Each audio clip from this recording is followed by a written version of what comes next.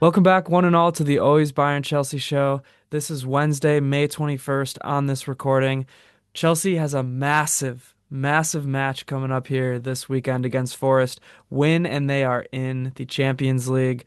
But first, Jim, I haven't talked to you, I guess, on a call for the Always Bayern Chelsea show since Bayern Munich officially became Bundesliga champions. So, first of all, how are you? Second of all, maybe give a few thoughts about the Bavarian champions.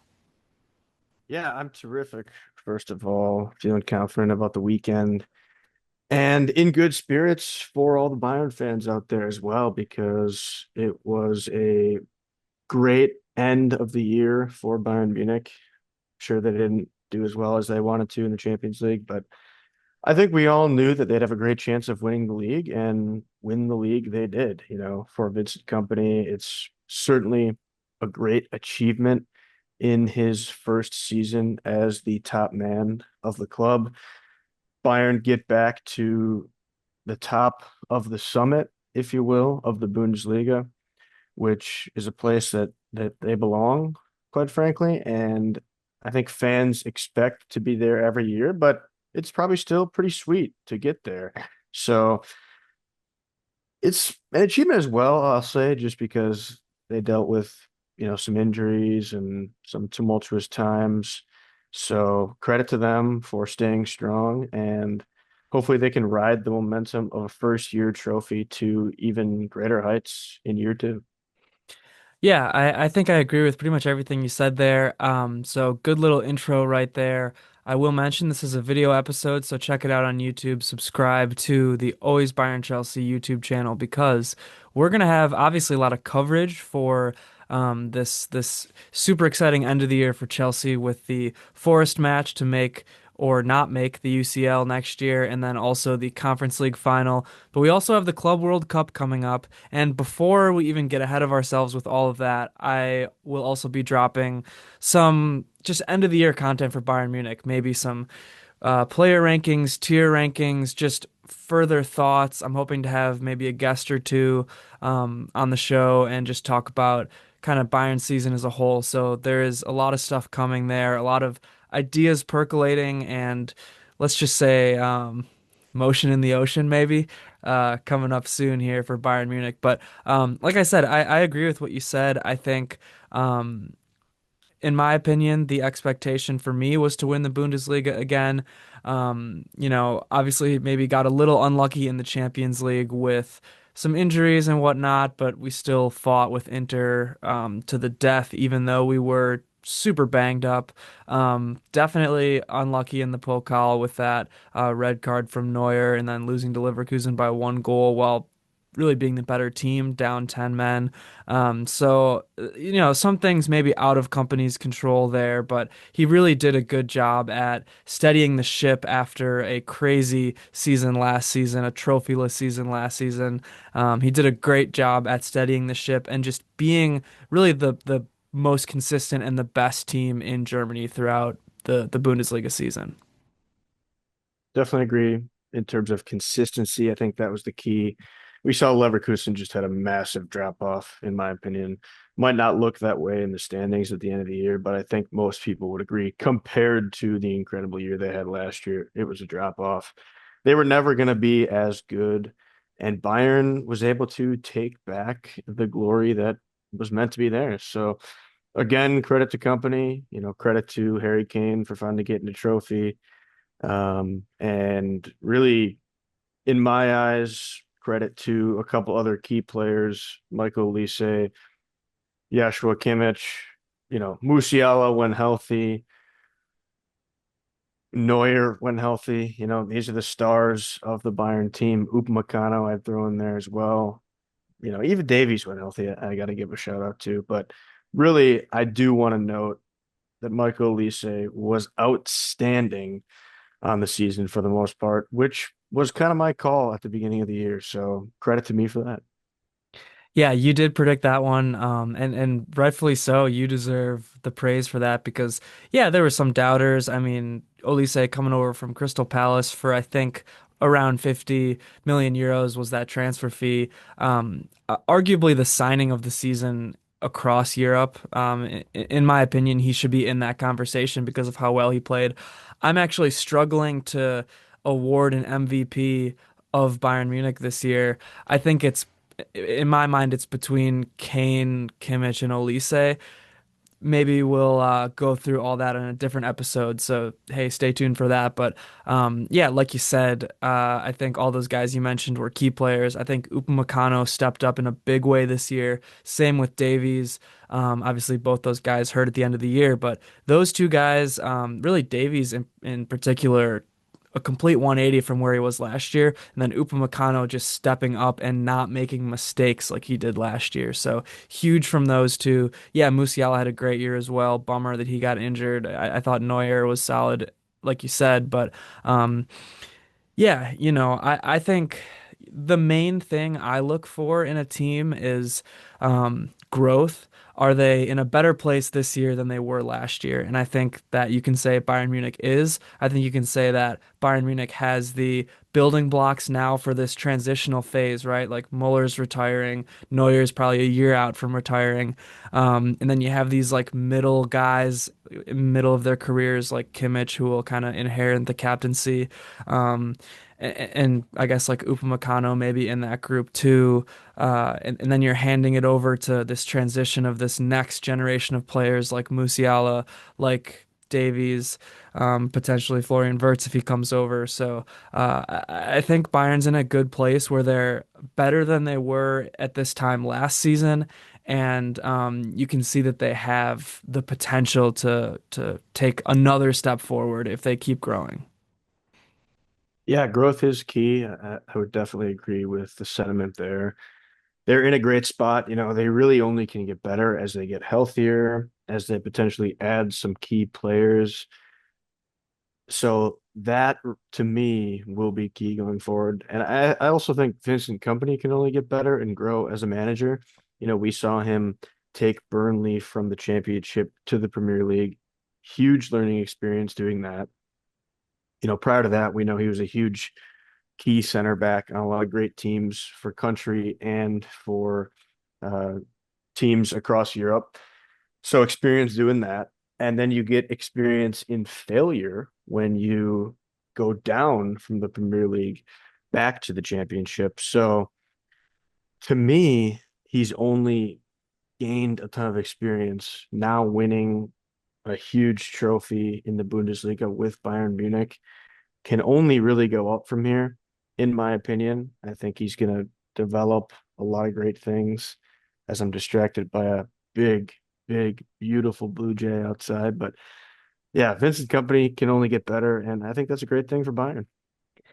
Yeah, I mean, on Company, I think he did pretty much as well as he could have done this season, given where he is as a coach in his coaching career, given where Bayern was. I mean, really, we're looking at a fractured locker room, guys who have really just fractured relationships with the club. Guys like Kimmich, Goretzka, all these guys that Tuchel really alienated. Vincent Kompany came in and handled the pressure of FC Hollywood, the pressure of being in a locker room with guys who have egos, maybe rightfully so because they've won so much. Like it's not easy to be a young coach and to come in and everybody wants playing time and a team like Bayern is so talented that and so deep that you can't really give everybody playing time.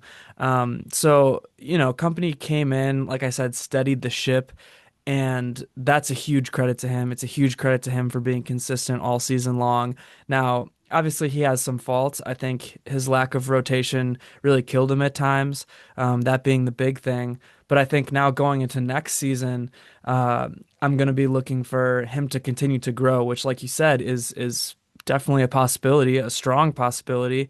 Coming from Burnley, one of the things you heard about him was he only had a plan A. He didn't, have a plan B and he couldn't kind of make adjustments. So, we go into next season, and in my opinion, the stakes are a little bit higher, and my expectations, my personal expectations for Company are a little bit higher. So we'll see if he can kind of raise the level from here. as they should be. Expectations should be sky high at this point next year for Bayern. Yeah, agreed. So I think with that, why don't we talk a little bit now about Chelsea, and I'll let you kind of take the reins because Chelsea is in a mighty important and exciting time in their season, and maybe next episode you'll see me rocking a Chelsea kit back there. Yeah, so I don't necessarily have insane directions I want to go, but just want to preview the match against Nottingham Forest. As you mentioned, Sunday, every Premier League team will play their final match at 10 a.m. Central Time. They all start at the same time. They'll all finish within 10, 15 minutes, depending on extra time. But it's going to be a very intense day. There's certain things that are settled. You have the top settled, top two, Liverpool and Arsenal. There's no changing that. In my opinion, three is probably settled with City winning just yesterday against Bournemouth. And now they're 2 points ahead of the next, and they play Fulham, I think. So really just need a draw to lock in the third position. The relegated teams are also settled, so you have all promoted teams going right back down. One of the worst years, I think, really, in terms of promotion teams. Southampton was pretty close to being the all-time lowest point total, so putrid from those three. But Ipswich, Leicester, Southampton will be going down. But then everything in the rest can change, anywhere from, as we have a beautiful Oriole now outside. What kind of bird feeders Just are you? What unreal. kind of Just bird unreal. feeders are you rocking out there? Because Well, it's well, it's my Oreos like oranges, so I'm sure you got some oranges out I'm at there. my parents' house, yeah, for those watching, and no oranges, but that Oriole, man, so bright and orange. Must be in honor of the Orioles beating the Brewers today. But as I was saying, 17 through 4 is technically all subject to change. I think nothing was locked in as I was looking at the list except maybe 12th Crystal Palace, I believe, couldn't go up or down. But everybody else could change. And, 17 through 7, basically 8, I guess, doesn't matter, but could change. We really want to focus on 4 through 7, those European spots. So we have Newcastle, Chelsea, Villa, all locked and loaded at 66 points. That's the order of goal differential. Newcastle up 2 on Chelsea, I believe. Chelsea up by a pretty wide margin on Villa. Then you have Forest in the 7 hole, where they're kind of desperate at this point, would need a lot of help, but you never know. Things can still happen for them. So it's going to be massive. That kind of was a long-winded way of just saying that Sunday should be a phenomenal finish if you're a neutral. No, yeah, I love it. It's gonna be awesome. The goal differential thing is interesting to me because yeah, Chelsea. I mean, really, right now, Chelsea, if they beat Forest, they're in. They're in Champions League. That's all they got to do. Win and you're in. The simplest path possible. Um, but if they don't win and the waters get a little murky, I mean, if they draw Forest, obviously they'll still be ahead of Forest. But you're looking at Villa and Newcastle. And the goal differential situation between Chelsea and Newcastle could even end up as a dead even, but yeah, it's going to be sweet. Do you have any keys to this Chelsea Forest match? Are there any things you're going to be looking for in terms of players or tactics or just anything like that? Yeah, so great question. The first thing I was hoping to talk through here with you is the lineup. So I posted a TikTok last night and a short as well, if you're on YouTube, but got a little bit of some feedback from fans actually on TikTok talking through the lineup. I kind of presented the United lineup that they had last week, where you had Reece James in for Romeo Lavia at that inverted right back spot. And then you had Caicedo, Enzo, Palmer in the midfield, George up top with Neto and Madueke at the wings. And the other change that we discussed was Tosin coming in for Chalaba. So my kind of key things to watch there were, will Tosin get the start again or Chalaba? My personal opinion would be to go with Tosin. He's got more height, leadership against a guy like Chris Wood. And I guess I'll just start there with you instead of going on all these tangents. But thoughts on that specifically. As we go against the Forest team, that counterattacking team, but Chris Wood has been a complete stud this season in the Premier League. Yeah, I think I would roll with the same lineup that they went with against United with the change of starting Neto at the striker position up top and then having Sancho and Noni be your wings. Nothing against George. I think he could be used as a super sub, but I think that you just have a little bit more experience and a little bit more variety too with the trifecta of Noni, Sancho, and Neto. I think Neto can do some good things at the striker position. But yeah, I think I stick with Tosin, like you said, as the center back there. A little bit, maybe a little bit sturdier. I like what Chelba can do, kind of on the ball, but I think Tosin is just a little bit more of a rock back there at center back. And I like Reece James. I like Reece James at right back as well. And I think Mark Cucurella just has been one of your best attacking players, funnily enough, as a left back. And he hasn't been too shabby as a defender lately either. But I think you gotta have him, and then Colwell is the other defender. Um, it's tough because I can see the argument for wanting to play Lavia as well, but that's just what I would do personally. It's very interesting. I've seen many things. To me, I think you got to play Reese. One interesting argument, and I hate thinking like this, is that Lavia cannot play in the Conference League because he's not part of the squad. So that to me means you basically have to play him as much as you can against Forest. But now here's the dilemma. You could, in my opinion, and the opinion of the guy I follow, you could play all four and then really change your lineup if you wanted to. You could play Reese at right back. You could play Moises and Lavia in your midfield. And then you could have Enzo play in a more central, really far up attacking role. And then you'd either have Palmer in a false nine or on the right wing, depending on how you wanted to play it.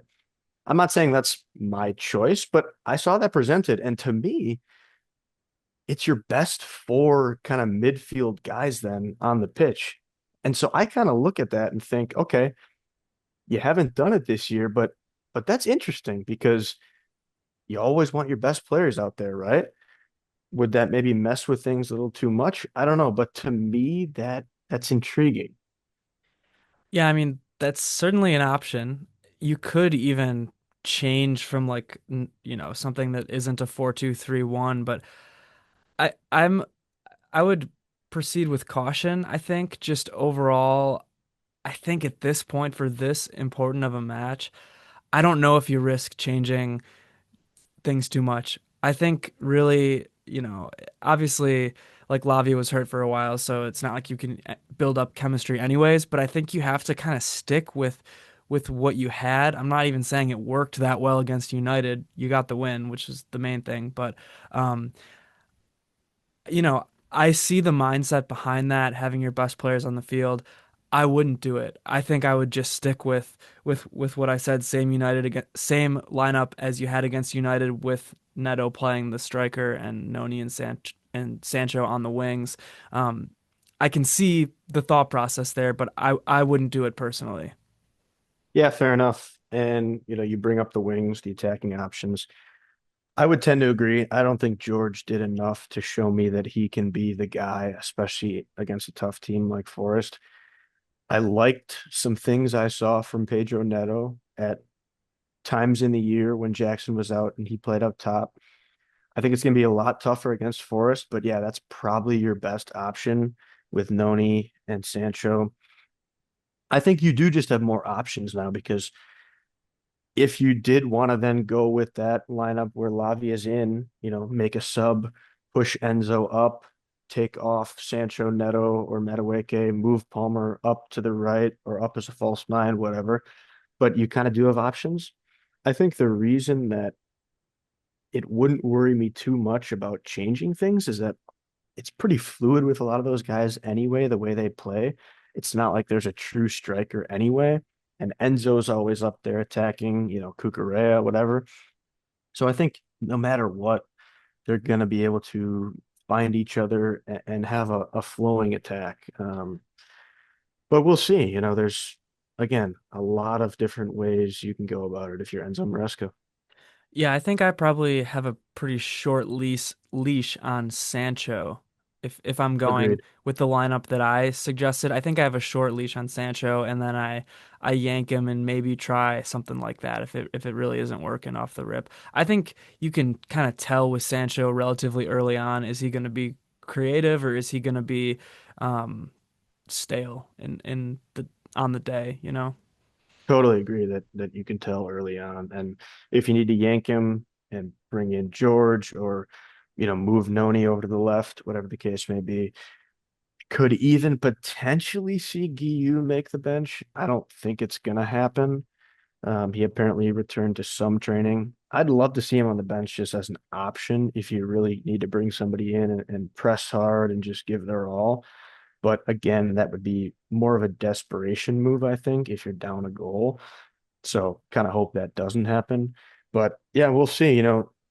Isn't I say there's options in terms of how you can do the lineup. Not a lot of options with bringing extra guys on if you do need a goal. So I think you're just really going to need to try to get that early goal if you can. Yeah, I agree. Are there going to be any of those youngsters, do you think, making the bench at all, or is there not really room for them? I mean, you'll probably see Achimpong. I think he's been making the bench. But the other guys, no. I mean, they usually haven't been making the Premier League bench. It's mostly been defenders. I mean, you got Gusto, then you got KDH, kind of the only attacking midfielder. And then, Chalobah or Tosin, whoever doesn't start. Um, Yeah, it looks like Badiashile was on the bench against Badiashile. United as I well. mean, there was two goalkeepers on the bench, I think, against United. There So was, yeah.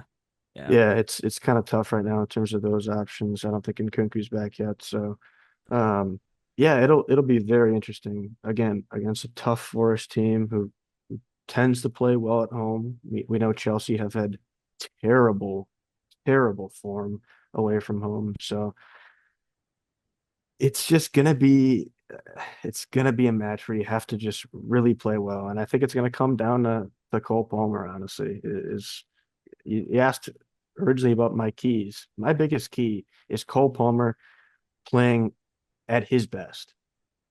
That's really funny because I was going to say I was going to say my only key for this match, just to make a bold hyperbolic statement, is what Cole Palmer shows up. And if it's the one that's good, even if he's, doesn't get on the score sheet, but if he's creating chances, if he's commanding the attention of the defense, if he's, you know, providing for other players, that's good enough, I think. And I think that would be enough for Chelsea to maybe sneak away with the win. Obviously, dependent on a lot of things, but if it's the Cole Palmer that looks a little bit sluggish or just is maybe doubting himself or is just frustrated or whatever and isn't providing, if it's that version, it could be a long day. Yeah, and he could potentially provide an assist early on, but if Chelsea win, I think it might be because he bags a goal or two. We haven't seen him. He's got one goal in the last 21 matches, I think, something crazy like that. And he's been actually really playing well in terms of playmaking, creation for others, assisting. Hasn't seen it in the numbers necessarily, but it's more just due to other guys missing.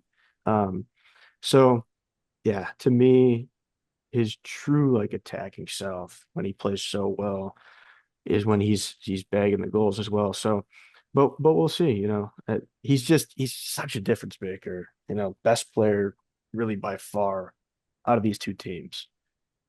Yeah, 100%. I mean, that's what I'm saying. If he shows up, I don't think Forrest is going to be able to stop him. Um, yeah, I mean, I don't know. I look at the Chelsea lineup and it's like I feel like Caicedo's going to do well. I feel like he always does well. Um, I feel like James is going to be solid. I feel like he's always solid. But then there's just some more question marks, and it's like with a lot of these other guys, I think Neto, Noni, Sancho, um, you know, But even like an Enzo Fernandez, when Enzo Fernandez shows up, he usually shows up in a big way. When Cucurella shows up, he usually shows up in a big way. And then those other attacking players I listed, every one of those guys can just pop off every once in a while, and like that might be enough. But when none of them show up, it's tough, and it gets frustrating, and it doesn't feel like Chelsea has any shot to score at all. And that's the tough part is, Caicedo shows up every week, but you're right. None of these other guys consistently do. But here's the thing. Enzo is due. Noni is due. Neto, I would say, is due. So how long can you go without providing some sort of big pop? And I think we're bound to see at least one or two of these guys provide something, whether it's a key pass, even a defensive stop. I will say that the consistency has been at that back line. I do think it's been pretty strong. Colwill has really showed up in the second half of this year, which is impressive considering he does not have a consistent mate next to him. So I'm not that worried defensively, except for the man in goal. We never know what can happen there, but yeah, it really comes down to what guys show up. That's really funny because I was thinking the same thing, and it's weird because earlier in the season, for most of the season, I would have said Chelsea's back line is a huge problem and their lack of consistency is a huge problem. But yeah, lately they've all put up solid performances. Even Sanchez has been solid as of late. Now, he's always liable to make a mistake, so I'm not gonna um, hang my hat on the notion that Sanchez will be rock solid all day, but um, he's been solid lately. And I guess the other thing to talk about or to mention, because we haven't talked about it at all, does Enzo Maresca have what it takes to fire up these guys? Does he have the right game plan for Forest? I feel like, I obviously don't watch the Premier League a lot, but I feel like Forest is just like a solid team, maybe not a ton of firepower as, compared to some of the other top teams in the Premier League, but they're just solid. Um, yeah, does Enzo have what it takes to light a fire under these guys' asses and get them across the finish line? I think he does, to answer your question in a short manner, because the dip they had, they've been able to bounce back nicely from and put themselves in a position to win and get into Champions League. The other answer is that he doesn't need to fire him up. If you can't get yourself fired up in match day 38 when you need to win, you're not a player I want on my squad, to be completely honest with you. So if there's players that aren't fired up, then I want to sell them all next year. And that's just I got to be blunt because that's the way it is. It's the last freaking game of the year, and you need to show up and show up in a big way. So that's definitely part of it. And then tactically, my other key is that Forest have to win this match. And even if they win, they might not get Champions League, but they have to win this match. Technically, Chelsea could draw, lose, get in, whatever. Forest have to win. They're a counterattacking team. Tactically, what are they going to do? Are they going to change things up? Are they going to try to be defensive and counterattack? That to me is a key to watch. And we'll see if Enzo's able to quickly identify what Forest is doing, because I think that's going to be massive if he needs to adapt quickly or push on with whatever plan he chooses. Yeah, I was gonna mention that too. I don't think or I guess I should say, I don't know what Forest will be like in a must win scenario. Because like you said, they're yeah, counterattacking. Like if Chelsea scores early, I think it might be over for Forest. Um, maybe they claw their way back into a draw, but um, I don't know what this Forest team is going to look like because of the circumstances. I don't feel like I've ever seen them play with so much urgency, like they're really ramping up the attack or anything. So, yeah, why don't we conclude this here? Do you want to give some predictions in terms of score? Do you want to save that for something else, or do you want to go ahead and rattle it off here? My official prediction is Chelsea 2, Forest nil as of now. That's what I put down, pens to paper, and that's what I'm sticking with. I think Chelsea are going to get an early goal, and that's really going to be the key. And the crowd might die just a little bit. That's the only way I see Chelsea winning is if they get that early goal, and then they grab a second later. Might be a penalty, Forest panicking a little bit, but I'm feeling the vibes right now for Chelsea. I think it's going to be a huge win, going to push them into the Conference League final for another huge win. And then we might see a team that achieves rocket ship status into next season. So that's what I got right now. And hopefully nothing brings me down before then. Awesome. I'm feeling good vibes for Chelsea as well. I'm going 2-1 Chelsea. I think we're going to see that early goal as well. And by early, I guess I just mean first half, but maybe like 20th, 30th minute if I had to say. Um, I'll go 20th minute. And I think that Chelsea's going to just try to lock down after that and won't try to score again. And I think they will concede.